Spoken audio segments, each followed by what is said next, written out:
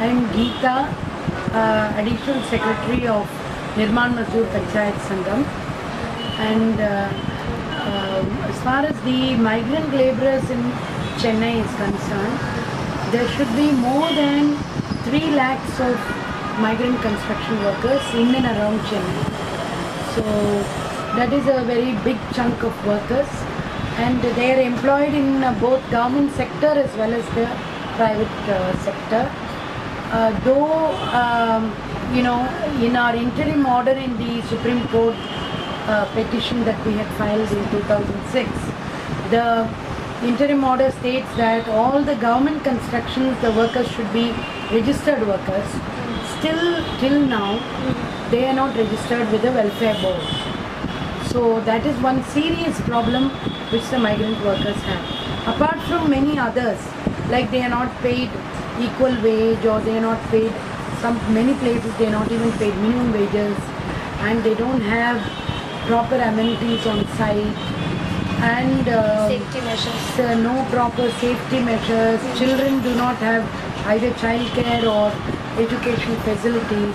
So these are things that we had been raising from 2005 onwards, and in fact 2007-2008 there were 2 cases. One case was a rape and murder of a very small child, and then there was another case of rape of a small child, 5-year-old, then which we had taken to the National Commission for Protection of Child Rights, and then they in turn asked the state government to make a full study of migrant children, and they made a study, and they also called us for a consultation, and then an action plan was evolved and even tabled on the floor of the assembly in 2011.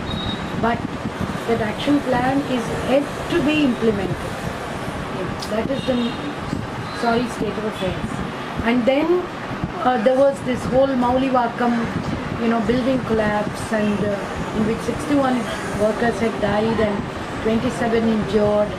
And in fact, our estimate is that more people would have died, because the way the proclaim machines feverishly dug up, the last few days, they wouldn't have got many of the mutilated bodies out.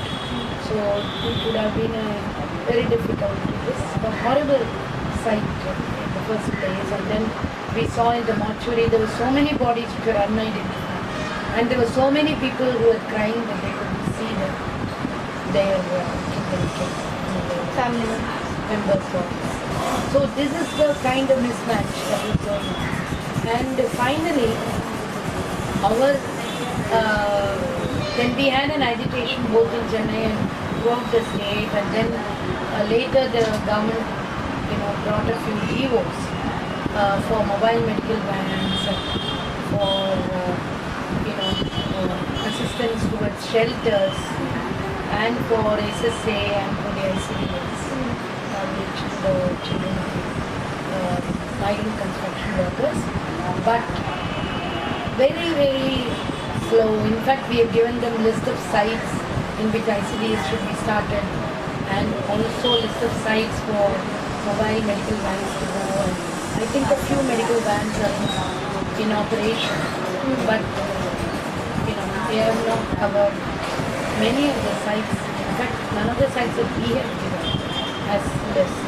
So anyway, a lot of slackness is there, but our plea is that the entire action plan should become operational, which means the temporary ration cards and all that, and the compulsory registration. That is our main demand. And what is happening is, in the set of GOs, one of the GOs says the employer has to certify, then they can be registered with the welfare board. No employer will ever certify. We know how many workers are not even paid wages by the metro rail or by many of these big companies. So how is those employees, how are they going to certify these workers? So they will never come forward. So that is why the trade unions must be authorized to certify the workers and to register them with the welfare board, which the government is not really doing. So it's a very basic issue that we are fighting. And the same way for accidents, we want the Labour Department to use Section 10B of the Workmen Compensation Act, issue notice, ask the employer to deposit the compensation. Then the compensation can be sent over to their source state, to the Labour Department, and they can in turn, do a dependence inquiry to disperse the amount. So that would not only simplify the procedure, it will also ensure quick dispersal of proper compensation.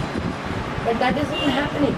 And every month, every week, there are accidents in which migrant laborers are injured or dying. And the families do not get proper compensation as per the Workmen's Compensation Act. See, where will the family, how will they file? Because family is elsewhere. And the workers die here, or even if the family is here, once the worker dies, they are transported back to their source state, to their own native places. So how will they file the case here in Chennai? So it is not possible. So these are many, there are umpteen issues connected with migrant labor and their rights, which are really not being, respected nor implemented. So there's really, we can even say they are in new bondage. That is how they are. In many places. I won't say in all the places. Okay. Thank you so much.